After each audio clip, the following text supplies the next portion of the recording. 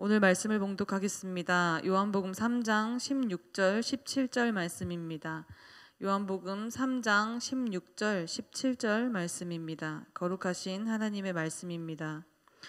하나님이 세상을 이처럼 사랑하사 독생자를 주셨으니 이는 그를 믿는 자마다 멸망하지 않고 영생을 얻게 하려 하심이라. 하나님이 그 아들을 세상에 보내신 것은 세상을 심판하려 하심이 아니요 그로 말미암아 세상이 구원을 받게 하려 하심이라. 아멘. 오늘 함께 나눌 말씀의 제목은 하나님이 세상을 이처럼 사랑하사입니다. 여러분은 세상에서 가장 강력한 사랑이 뭐라고 생각을 하시나요? 저는 단연코 자식을 향한 부모의 사랑이라고 생각합니다. 물론 예외는 있겠지만 거의 대부분의 부모들은 자식을 위해 목숨을 바칠 수 있다라고 대답을 할 겁니다. 만약에 내 자식이 물에 빠졌는데 나는 물이 무섭다라고, 나는 수영을 하지 못한다라고 물에 빠진 자식을 그저 바라보고만 있을 부모는 아마 없을 것 같습니다. 아마 그 순간에는 자신이 수영을 못하는 줄도 모르고 무조건 물로 뛰어들 겁니다. 만약에 내 자식이 화재가 난 건물 안에 있다면 나는 불이 무섭다고 불구덩이 속에 있는 자식을 그저 바라보고만 있을 부모는 없습니다. 아마 뜨거운 줄도 모르고 불 속으로 뛰어들 겁니다. 인간의 사랑도 이러할진데 우리를 향한 하나님의 사랑은 어떠할까요? 오늘 본문은 말합니다. 16절입니다. 하나님이 세상을 이처럼 사랑하사 독생자를 주셨으니. 하나님이 세상을 사랑하신답니다. 그런데 얼만큼 사랑하신다고 하나요? 이처럼 사랑하신답니다. 이처럼이 그럼 얼만큼일까요? 독생자를 주실 만큼입니다. 자신의 외아들의 목숨을 내어주실 만큼 사랑하신다 합니다. 그렇게 우리를 사랑하신다고 합니다. 십자가는 사랑입니다. 우리를 향한 하나님의 사랑입니다. 하나님은 우리를 사랑하셔서 그의 아들을 내어주시고 우리를 살리셨습니다. 그리고 우리를 살리시되 영원토록 살리셨습니다.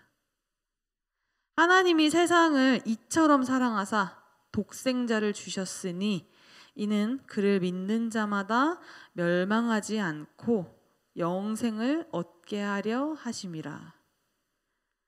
하나님은 죽을 수밖에 없는 우리를, 불구덩이 속에서 죽어갈 수밖에 없었던 우리를 살리시고 영원한 생명을 주셨습니다. 하나님은 공의의 하나님이시죠. 심판하는 하나님이십니다. 그런데 그 하나님께서 또한 오늘 우리에게 말씀하고 계십니다. 17절입니다. 하나님이 그 아들을 세상에 보내신 것은 세상을 심판하려 하심이 아니요 그로 말미암아 세상이 구원을 받게 하려 하심이라. 아멘. 심판의 하나님이시요 공의의 하나님이신 그분께서 지금 나는 세상을 심판하려 하는 것이 아니라 세상을 구원하려 함이다 라고 말씀을 하고 계십니다. 하나님의 의도는 심판이 아닙니다. 구원입니다. 영원히 살리시기 위함입니다. 사랑입니다. 요한일서 4장 9절에서 10절입니다. 하나님의 사랑이 우리를 이렇게 나타난 바 되었으니 하나님이 자기의 독생자를 세상에 보내심은 그로 말미암아 우리를 살리려 하심이라. 사랑은 여기 있으니 우리가 하나님을 사랑한 것이 아니요 하나님이 우리를 사랑하사 우리 죄를 속하기 위하여 화목제물로 그 아들을 보내셨음이라. 우리가 하나님을 사랑해서 하나님이 우리를 사랑해 주심이 아닙니다. 하나님이 먼저 우리를 사랑하신 겁니다. 하나님은 우리를 살리시려 자신의 독생자를 죽이시기까지 먼저 사랑하셨습니다. 그리고 계속해서 성경은 말합니다. 요한일서 4장 11절 12절 쉬운 성경으로 읽어드리겠습니다. 사랑하는 친구 여러분, 하나님께서 이처럼 우리를 사랑해 주셨으니 우리 역시 서로를 사랑해야만 합니다. 어느 누구도 여태까지 하나님을 본 적이 없습니다. 그러나 우리가 서로 사랑하면 하나님께서 우리 안에 거하십니다.